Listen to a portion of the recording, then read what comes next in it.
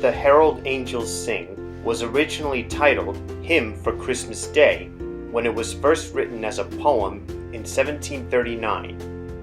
The first line, "Hark how all the welkin rings," was changed 14 years later by George Whitefield, an Anglican clergyman who also co-founded Dartmouth College in Hanover, New Hampshire, for the purpose of educating Indians. More lines of Charles Wesley's poem was revised in later years. Wesley, one of 18 children born of a modest family, brought his own changes to the original poem by expanding it from 4 to 10 stanzas. Wesley, along with his brother John Wesley, was an important figure in the founding of Methodism. In addition, he published about 4,430 hymns and wrote thousands more preserved only in manuscript. His most famous collection was Hymns for the Use of the People Called Methodists. William Cummings, an organist at Waltham Abbey, adopted the melody by Felix Mendelssohn to Wesley's hymn and first presented it on Christmas Day in 1855 because he felt the two went nicely together. His arrangement is generally used today. Mendelssohn was commissioned to compose the music for the 1840 Leipzig Gutenberg Festival. Written as a cantata and published as Festgesang dein Künstler, Opera 40, Mendelssohn's music, which eventually became the tune for Hark the Herald Angels Sing, helped to commemorate the 400th anniversary of the invention of the printing press by Johann Gutenberg. It accompanied the German lyrics for the second chorus below. Mendelssohn's music was not intended for a carol. The German composer thought the tune had potential as a military or national song, but wrote that, quote-unquote, "It will never do to sacred words. The words must express something gay and popular, as the music tries to."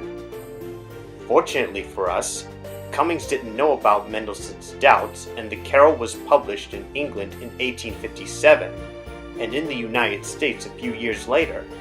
Against that interesting backdrop, Hark the Herald Angels Sing emerges as one of our more expressively joyful Christmas carols.